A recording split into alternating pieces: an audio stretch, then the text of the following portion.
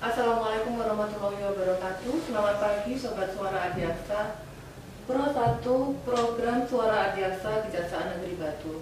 Saat ini kami kedatangan tamu yang cukup istimewa, yaitu perwakilan dari Sekolah Al-Izzah di Batu ya Pak? Iya. SMA ya Pak ya? SMA. SMA Boarding School Al-Izzah. SMA Boarding School. Nama lengkapnya? Nama lengkapnya seperti apa? SMA Al-Izzah. SMA Al-Izzah. Kita kedatangan salah satu santri yang mewakili santri Al-Izzah. Bisa diperkenalkan namanya?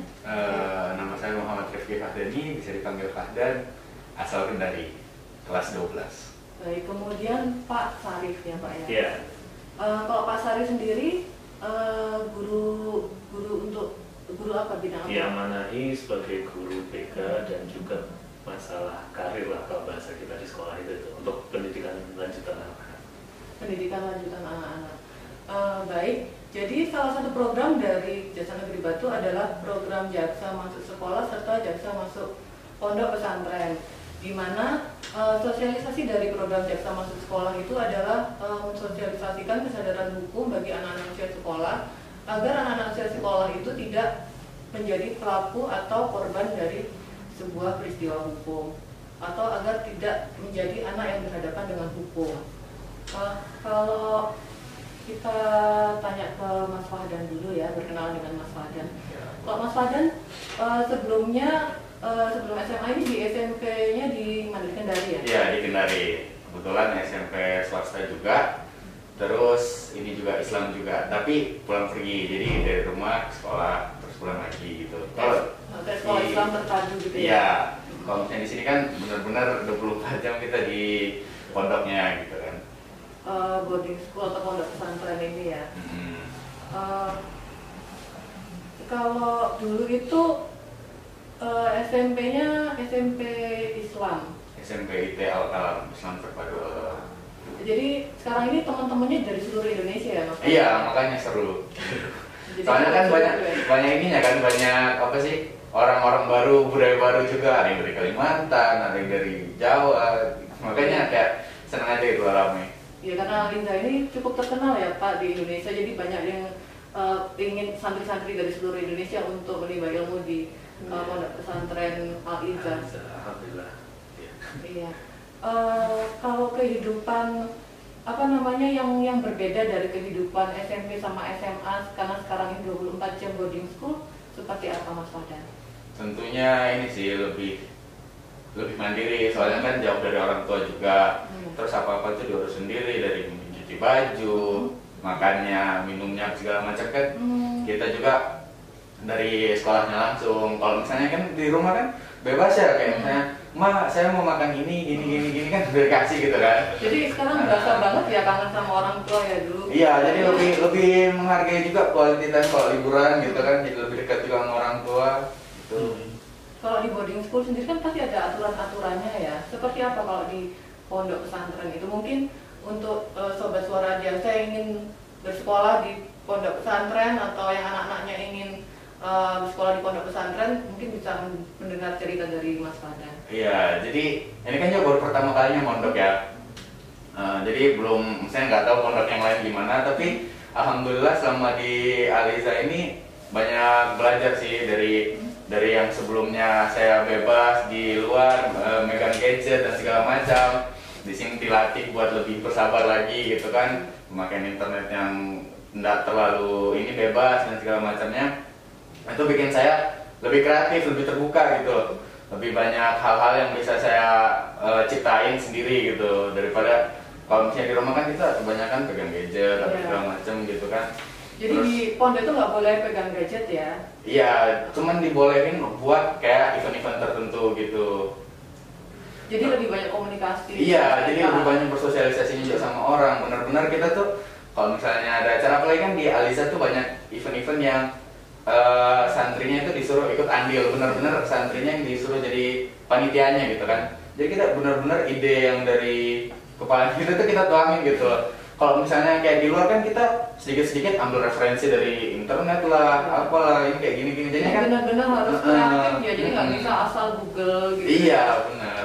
seperti maksudnya program seperti apa itu yang inisiatif dari Kayak contohnya kemarin itu angkatan saya tuh ada bikin acara YPCF. YPCF itu Youth Performance and Culture Festival. Jadi itu kita kayak nampilin berbagai penampilan-penampilan, mulai dari bela diri, mulai dari tari-tari dari Indonesia apa segala macam, mulai nyanyi, tari dan segala macamnya itu kita sajiin di situ gitu. Di YouTube ya? Ada di YouTube. Jadi latihannya bagaimana itu kalau misalnya untuk cari referensinya, resource-nya dari mana? Ya itu tadi, jadi kayak pasti kan ada yang namanya bikin kepanitiaan gitu. Jadi nanti di situ ada yang bagian acara, ada yang bagian sponsorship, ada yang bagian nanti ngurus panggungnya dan segala macamnya gitu. Nah terus nanti dari bagian acara dipecah lagi, kamu nanti ngurus acara yang ini, kamu nanti ngurus acara yang ini, gini segala macam. Nah baru dari situ nanti tanggung jawab dari masing-masing pemegang acaranya itu nanti yang kayak nyari kayak gini. Terus habis itu kalau misalnya ada bingung juga, kita juga biasanya ini nanya gimana sih gini. Jadi ini salah satu acara yang cukup penting juga ya di penting, soalnya kayak acara tahunan. Acara tahunan ya. Festival sekolah tahunan itu ya. Iya. Itu bisa dilihat di mana? Misalnya kalau Sobat Suara Adiaksa ingin nonton. Kalau mau dilihat bisa lihat di IG-nya SMA Aliza sih. SMA Aliza ya. Ya di YouTube juga ada. Di YouTube ya. YouTube-nya Aliza atau Instagram-nya Aliza. Iya. Kebetulan saya juga waktu itu pas ini megang acara puisi 3 bahasa sama pidato juga. Sama waktu itu saya juga berkesempatan buat jadi MC dari acara itu. Wah hebat juga ya. Jadi ada penguasaan bahasa juga yang pasti sekarang ya, kalau pondok modern itu pasti penguasaan bahasa Inggris, Arab dan Indonesia. Indonesia juga. Sebenarnya kalau pondok biasa juga iya, cuman mungkin bahasa Inggris dan Arab kan sekarang udah kayak biasa sih dia. Yang pasti Arab mungkin ya kalau pondok biasa. Sama bonus bahasa daerah. Iya, benar. Soalnya kan dari banyak orang-orang ini kan, dari baru-baru kan. Jadi kayak pasti kan ada lah yang kayak bawa kebiasaannya bahasa daerah ini. Kita jadi kayak paham ini bahasa ini. Gayanya cukup heterogen ya. Iya. Cuman memang kita batasi ini setahu saya karena memang itu peraturan di Mahat lah bahasanya. Kalau kita kan ada sekolah, ada Mahat gitu. Itu nggak boleh kalau dalam satu forum ada anak lain dia ngomong tapi dengan bahasa daerahnya sendiri. Karena kita kan ada yang satu nggak paham, satu nggak paham, ini kan nanti takutnya juga jadi masalah juga. Iya, jadi tetap bahasa Indonesia adalah bahasa pemersatu. Benar iya. Kalau untuk ekskulnya sendiri dari Aliza seperti apa? Kalau ekskulnya banyak, soalnya kan beda antara ekskul sama klub. Nah kalau klub itu difokuskan olahraga, itu tiap sore. Jadi kayak misalnya yang mau basket, volley, futsal gitu kan. Nah, tapi kalau misalnya mau ekskul itu lebih banyak lagi, ada fotografi, desain grafis gitu kan, pengembangan diri. Jadi anak-anak juga walaupun di dalam pondok tapi tetap bisa tahu ya kayak gitulah, bisa ngembangin diri di bidang teknologi juga. Kemudian anak-anak yang santri ini menampilkan hasil-hasil karyanya, ada momen-momen tertentu untuk menampilkan hasil karyanya? Jadi kalau misalnya di Aliza sendiri itu kan tadi sebelumnya saya juga udah pernah bilang kalau misalnya Aliza itu punya tim media. Nah itu jadi kayak misalnya karya-karya entah mungkin itu gambar atau mungkin short movie dan segala macamnya itu nanti disetorin ke tim medianya itu. Nah nanti dari tim medianya itu ngolah, terus habis itu juga ngerevisi apa yang kiranya kurang segala macam. Nanti kalau misalnya matang, terus habis itu juga udah cocok buat ditampilin. Ya itu baru di-share gitu. Di-share di mana itu? Ya tadi bisa di YouTube-nya, bisa di IG-nya juga. Jadi luar biasa juga, walaupun mereka tidak membawa gadget setiap hari, tapi secara efektif penggunaan gadget itu untuk menampilkan karya-karya itu melalui sosial medianya pondok pesantren. Jadi dipakai buat hal-hal positif gitu. Iya benar juga sih. Kemudian Pak Sarif ya, interaksi anak-anak di pondok pesantren ini karena banyak latar belakang yang berbeda, bagaimana Pak penanganannya? Ya memang alhamdulillah ya, memang banyak gitu bahasanya yang dari luar, dari Kota Batu insya Allah ada, dari Malang sendiri ada, cuma memang dari luar pulau itu banyak gitu. Nah keserakaman ini memang kita sudah lihat, karena ini bisa jadi memang yang tadi saya sampaikan ada akan nimbul masalah itu pasti. Nah Makanya kita ada batasan-batasan yang tadi kayak penggunaan bahasa, dilarang menggunakan bahasa daerah ketika memang itu pun nggak boleh sebenarnya. Itu tadi mungkin kalau sembunyi-sembunyi bonus lah ya hitungannya. Iya, hitungannya bonus. Jadi contoh di kamar. Nah takutnya itu akhirnya ada anak yang nggak paham, kemudian dia merasa terkucilkan, dia merasa apa gini. Terus kadang ketika akan masuk sekolah di kelas 1 itu kita ada yang namanya itu kayak bukan ospek ya namanya ya. Projadi gitu. Projadi itu panjangannya apa itu? Program Jati Diri. Nah, program Jati Diri. Seperti apa itu program Jati Diri? Jadi kalau di Projadi itu bahasanya dua. Kita ada pengenalan secara ini Aliza gitu bahasanya. Yang kedua pengenalan secara kamu sekarang udah SMA. Gambarnya kayak gitu bahasanya.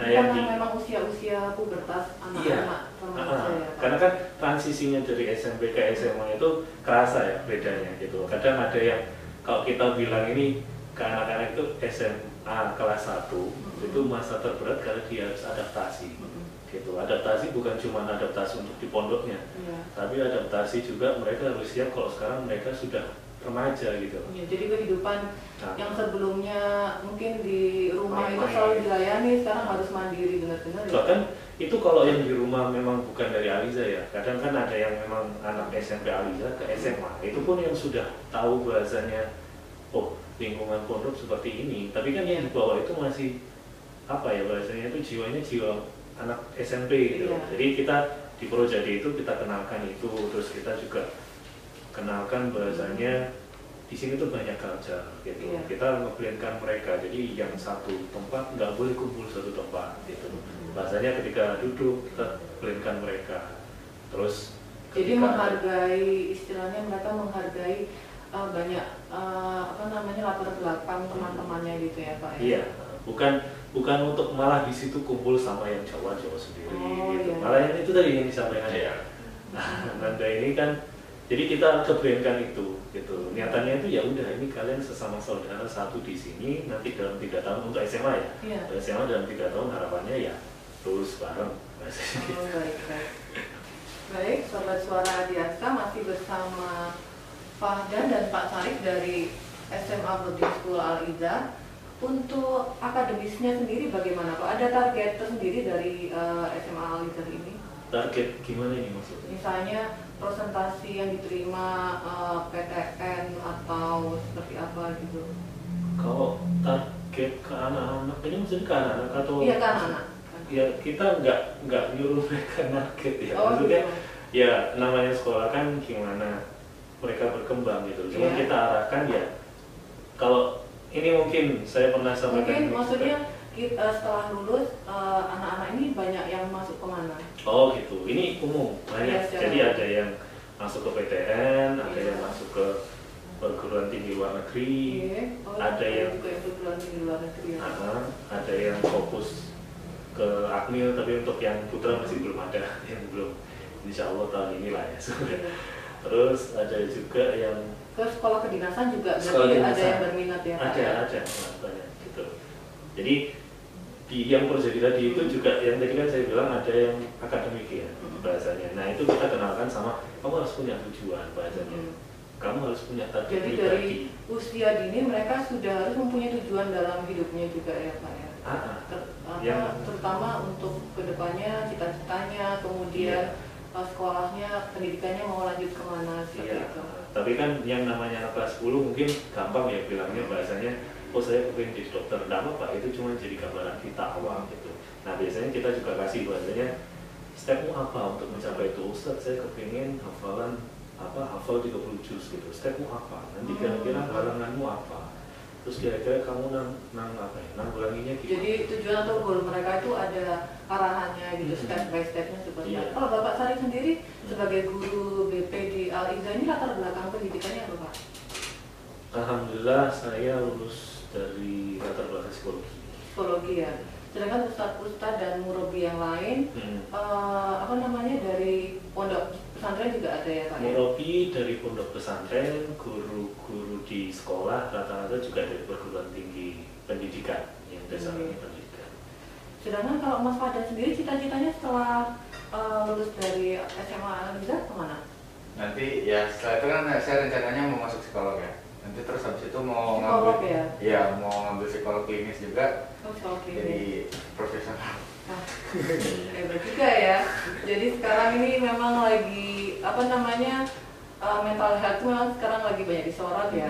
Terus saya juga memang punya motivasi sendiri sih kenapa pengen psikolog. Motivasinya apa Mas Fajar? Dari ayah saya sih juga gitu. Dia bilang kalau misalnya nolong orang itu bisa dengan ini banyak cara kan. Cuman yang paling bagus itu kan kalau misalnya kita langsung ke orangnya gitu kan. Kayak contoh kan kayak misalnya orang yang ngebangun bangunan infrastruktur bagus, mereka tuh ngebantu orang akses jalan dan segala macam. Tapi kan lebih bagus lagi kalau misalnya kita tuh langsung ke orangnya gitu. Orangnya juga bakalan tenang, kita juga bakalan kayak mungkin mendoakan kita dan segala macamnya gitu. Jadi pertama tuh disaraninnya dokter gitu. Terus saya cari tahu lagi segala macam. Terus habis saya juga ketemu dengan semua orang tua kan kayaknya jadi dokter, insinyur gitu ya. ketemu Pak Syarif juga. Terus habis itu tahu kalau misalnya itu psikologi gini, oh ternyata beda dengan kedokteran yang kalau misalnya ngambil nanti spesialis kejiwaan tuh beda jauh dunianya tuh gini. Oh iya ya. Terus habis itu kan saya juga dari kecil suka ini sih yang kayak ngomong-ngomong di depan, public speaking gitu kan. Udah dibiasain juga sama orang tua tuh dari kecil. Ikut-ikut lomba speech, storytelling gitu kan, debat. Alhamdulillah kemarin juga itu ada menang lomba debat juga, diadain Unhas kan. Ya gitu, jadinya saya senang aja kalau misalnya ini masuk psikolog bisa membantu orang, apalagi dengan isu-isu mental health tadi gitu. Programnya juga, jadi kan pasti peluangnya tinggi. Salah satu kelebihan untuk masuk pondok pesantren kan ada hafalan juga ya Pak. Ada target hafalan atau biasanya kemampuan anak-anak yang masuk ke SMA Al-Izhar ini biasanya tahun lulus berapa ayat atau berapa juz hafalannya? Ya ini mungkin agak kurang tahu ya, cuman sepemahaman saya itu minimal 15 di yang putra. Cuman kita kembalikan, jadi orang tua itu ketika masuk ke Al-Izhar kan milih program. Ada yang program reguler, ada yang takhasus bahasanya. Kalau takhasusnya lebih padat lah ya, jadwalnya lebih. Oh jadi ini program khusus asuransi untuk hafalan Al-Quran? Iya, ada yang kepingin. Tapi bukan serta-merta kemudian masuk gitu, karena kan nggak semua. 3 tahun itu kan sebentar untuk membentuk anak. Kalau Mas Fajar sendiri sudah banyak juga hafalannya ya? Alhamdulillah kan kalau misalnya di terakhir di angkatan saya sih target hafalnya itu harus 7 juz. Nah adik kelas saya baru yang kena 15 juz gitu. Sedikit bersyukur juga. Karena kan memang apa sih banyak yang ditawarin dari Al-Izhar, nggak cuma dari sisi religiusnya aja, bukan cuma dari hafalannya aja, tapi dari akademiknya juga, terus habis itu juga organisasinya juga gitu kan. Jadi yang bedain saya pas dulu di SMP sama di SMA tuh, kalau ibarat meja makan lebih banyak hidangannya di SMA tuh.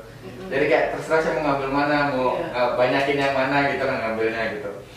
Terus saya juga ya lebih fokusnya ke akademik sih. Jadi target saya sudah alhamdulillah juga udah selesai 7 juz gitu. Ya udah. Gitu. Kemudian kan selama berinteraksi ini SMA khusus putra ya Pak ya? Iya. Yang khusus putrinya juga ada ya Pak ya? Ada. Dan mereka 500 meter dari yang putra. Iya tapi apa namanya pesantrennya asramanya berbeda. Beda. Jadi laki-laki sekolahnya sendiri, juga sekolahnya. Iya sekolah juga perempuan sendiri gitu ya Pak ya. Kalau antar cowok-cowok ini kan dengan energi mereka yang remaja gitu ada permasalahan nggak Pak antara anak-anak ini satu sama lain?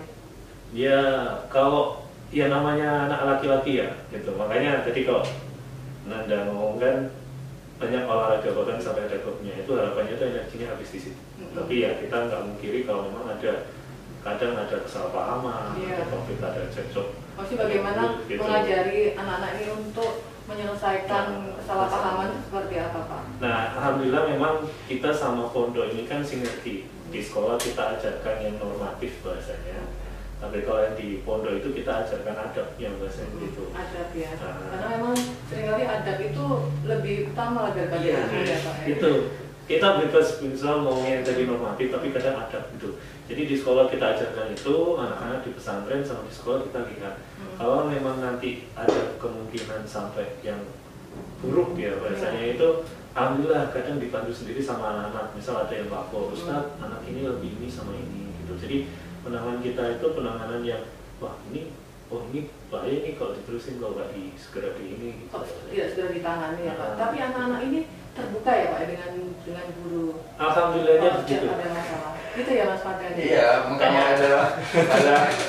ada Ustadz Kia Ustadz Syarif ini kan buat kita ini tempatnya kita sharing-sharing, terus habis itu juga di sekolah juga itu ada layanan box. Jadi ada di setiap lantai itu ada box. Di situ tuh kayak anonim. Jadi terserah kita, kayak misalnya ada mungkin curhatan gini tuh tidak harus sementara hari kita mungkin malu, kayak misalnya saya mau ngomong ke Pak Syarif kan terkadang ada beberapa yang saya nggak bisa sampaikan secara lisan kan. Terus saya pengen tapi saya tetap pengen nyurahin kan, nggak bisa saya pendam sendiri. Jadinya saya mungkin tulis surat, terus habis itu saya masukin di box itu. Nah nanti dalam waktu berapa hari gitu bakalan diproses sama Ustadz. Oh si anak ini tuh ada misalnya gini-gini. Nah terus habis itu jadi karena mereka jauh dari orang tua dan jadi perlu ada bonding dengan pihak yang yang menjadi pengganti orang tua di sekolah. Iya, orang tua ya bahasanya kalau kita kan juga komunikasi insya Allah aktif ya sama orang tua di rumah. Jadi ada beban juga sebenarnya buat kita karena kan kita menggantikan amanah itu. Ya Pak ya. Nah yang berat itu amanahnya. Iya. Jadi mediasi juga ada kok, misalnya anak-anak ini ada yang berseteru atau misalnya berbeda pendapat, itu ada mediasi juga dari ada mediasi guru, tadi ada yang sampai parah yang sempat emosi sampai biasanya kan emosi gitu. Iya, emosi anak laki-laki terus teriak gitu. Nah, itu biasanya langsung. Nah, kalau di luar kan sering ada tawuran, kalau misalnya yang sering kita dengar gitu. Alhamdulillahnya. Alhamdulillah kalau tawuran ini kan banyak gitu. Alhamdulillahnya selama saya di Aliza yang putra ini belum pernah ada itu. Cuman kalau antar orang mungkin ada gitu. Bahasanya yang ya akhirnya cekcok. Kebetulan waktu pernah ada yang satu situasi waktu itu. Ya ini memang qadarullah mungkin ya. Jadi waktu itu saya ingin naik ke lantai 3 gitu. Kebetulan ada anak cekcok, nggak kedengaran dari bawah. Cuma akhirnya makin keras gitu. Nah kebetulan saya jalan ternyata. Nah itu sudah hampir mau itu. Akhirnya ya kita mediasikan. Memang itu hal yang biasa terjadi antara anak-anak laki-laki dan mereka juga harus belajar untuk menyelesaikan permasalahannya juga ya Pak ya. Iya, intinya itu. Kalau Mas Fadan sendiri, misalnya nih kalau ada temannya yang misalnya cenderung melakukan bullying, apa yang dilakukan Mas Fadan? Kalau misalnya saya sih ya bullying itu jarang. Soalnya kan harusnya laki-laki sama laki-laki kan kalau bullying lebih ke sepihak sih. Gitu kan, sementara kalau misalnya laki-laki itu kayak punya power masing-masing gitu menurut saya. Jadi kayak pembelaan, jadi kayak benar-benar dua pihak ini tuh saling berseteru, bukan cuma satu pihak yang hanya ngerundung satu orang tok gitu loh. Tapi misalnya kalau ini mungkin ada teman, kok ini kayaknya tertekan nih atau dibully lah sama teman, ada ikut membela si korban nggak atau bagaimana? Iya pastilah, kan kalau kayak gitu kan kita kayak ceritalah kamu ada apa gini. Apalagi kamu kan mau masuk. Iya makanya saya juga kalau misalnya ada anak cerita ke saya itu kayak ya walaupun saya juga jadinya simpati sama anak itu kan saya juga kayak seneng nih, ada kayak pengalaman baru gitu kan. Iya. Jadi istilahnya ketabayun ya Pak ya? Iya. Ketabayun kalau misalnya ada permasalahan. Intinya kan kebanyakan sebuah masalah timbul karena komunikasi. Iya. Karena komunikasi yang nggak jelas, nggak benar, bahasanya nggak clear, akhirnya itu timbul masalah. Nah itu. Jadi di Aliza ini anak-anak selain akademik juga dalam bersosialisasinya juga diarahkan untuk menyelesaikan permasalahan secara baik dan mandiri juga ya Pak ya. Jadi pada saat keluar dari SMA Aliza mereka menjadi pribadi yang mandiri dan juga diharapkan bisa menjadi pemimpin bagi komunitasnya ya. Amin. Harapannya seperti itu, amin. Insya Allah. Baik, Sobat Suara Adiaksa masih bersama Mas Fadan dan Pak Syarif dari SMA Boarding School Aliza. Kalau untuk penanaman kesadaran hukum sendiri dari pihak Ustadz, ada yang disampaikan ke murid-murid Aliza? Iya, mungkin ini kalau di sekolah mungkin kaitannya sama peraturan ya. Gitu. Iya. Jadi tata tertib itu setahu saya di pondok itu sering digunakan bahasanya itu ketika evaluasi ya. Iya, jadi setiap minggu Evaluasi. itu bakalan ada kegiatan namanya evaluasi malam Sabtu. Iya. Jadi itu semua satu minggu itu permasalahan-permasalahan sama satu minggu itu dibahas di forum besar gitu sama ustadznya. Terus habis itu juga nanti dijelasin secara dari agamanya itu gimana sih gini. Jadi Secara selain mendidik hukum juga. positif juga ada hukum syariah atau hukum Iya, agama iya. yang disampaikan. Makanya kan yang bikin beda sekolah Islam. Jadi pemahaman hukum Nah. syariah dan hukum positif ini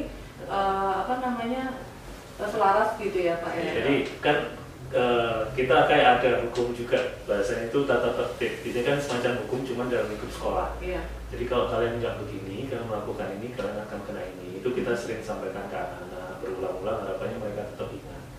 Kan namanya kadang itu kan kita nggak boleh ya bahasanya menghukum orang yang memang nggak tahu gitu. Iya. Ini ternyata salah kan nggak boleh. Iya. Terus ya itu kita sampaikan ini kenapa kok ini nggak boleh karena ini syariatnya ini. Jadi pada waktu setelah lulus mereka keluar, mereka juga bisa istilahnya bersosialisasi, juga paham norma-norma dan hukum di masyarakat ya. Iya, insya Allah harapannya seperti itu. Kalau Mas Madan sekarang kelas berapa? Kelas 12. Kelas 12 atau kelas 3 SMP sudah mau lulus ya? Iya. Kalau maksudnya kesan suka dukanya, kesan di SMA Alisa sendiri seperti apa? Kalau misalnya dukanya dulu lah ya, bahas dukanya kan pasti paling pertama sekali tuh pasti ada rasa tidak betah pas awal masuk mondok kan, apalagi jauh dari orang tua dan benar-benar jauh gitu, lintas pulau kan. Terus di situ saya tuh ada kepikiran buat kayak saya tidak betah, saya pengen keluar gini. Tapi saya kembali lagi, oh orang tua saya udah berusaha sekolahin saya di tempat yang bagus gitu kan. Terus habis itu saya ingat, oh iya saya harus bisa beradaptasi di sini demi orang tua saya. Toh juga di sini banyak teman-teman kan yang kayak semangatin gitu segala macam, susah bareng senang bareng lah gitu. Terus habis itu 3 tahun ini berjalan, tentunya pasti kesulitan dari angkatan itu kan dirasain kan, pasti kayak Jadi mungkin nanti ada reuni juga ya? iya pasti kan itu ada gitu kan. Nah makanya itu kayak benar-benar bakalan kayak sedih banget kalau misalnya nanti lulus gitu, karena ya makan bareng, minum bareng, tidur bareng dan segala macamnya itu kan kita lakuin sama-sama gitu kan. Bedanya nyantri sama sekolah umum. Iya, karena kan kalau misalnya kalau saya rasa dulu pas dari SMP itu ya udah kita sama-sama di sekolah, tapi pas kita pulang kesibukan masing-masing gitu kan. Seperti mendapat saudara baru. Iya, benar. Kalau pesan-pesan Mas Fadan sendiri bagi teman-teman yang mungkin ingin masuk ke pondok pesantren seperti apa ya? Cobain ya. Soalnya Cobain sebelumnya masuk saya pondok bener. pesantren. Nah, apalagi kalau saya kan baru pertama kali mondok ya, dan pondok saya pertama kali ini juga alhamdulillahnya berkesempatan di Aliza. Jadi kalau bagi teman-teman yang mungkin mau nyobain pondok, saya saranin Aliza. Iya. Kalau Pak Sarif mungkin ada pesan-pesan untuk orang tua yang ingin memondokkan anaknya seperti apa Pak? Iya, memang mungkin banyak orang tua yang alasannya pengen mondokkan anaknya ya bahasanya ingin gampang lah, bahasanya beres, karena di luar sana gadget, internet, pergaulan dan sebagainya itu kan kurang terkontrol, susah untuk dikontrol. Tapi maksud saya meskipun ibu punya niatan, bapak atau ibu punya niatan, tetap yang namanya perkembangan anak itu bukan merupakan serta-merta tugas satu anak itu aja sendiri. Jadi walaupun anaknya di pondok, orang tua tetap harus menjaga bonding antara orang tua dan anak. Bonding, jadi tugas 3 elemen lah bahasanya, anak itu sendiri, sekolah dan orang tua. Kalau parenting class sendiri ada ya Pak ya? Untuk siapa ini? Untuk orang tua. Untuk orang tua alhamdulillah Ustadz Ali Imran selalu ngasih itu, bahkan hampir setiap kali mau rapotan pasti ya. Hampir kasih setiap akan rapat, bukan cuma untuk orang tua, kadang untuk kita bahasanya guru dan murabi juga diberikan pemahaman terkait itu. Baik, terima kasih. Demikian bincang-bincang kami Sobat Suara Jaksa bersama perwakilan dari SMA Boarding School Al-Izzah Batu. Kita akan kembali lagi dengan tamu istimewa lainnya pada podcast Persatu berikutnya. Wassalamualaikum warahmatullahi wabarakatuh.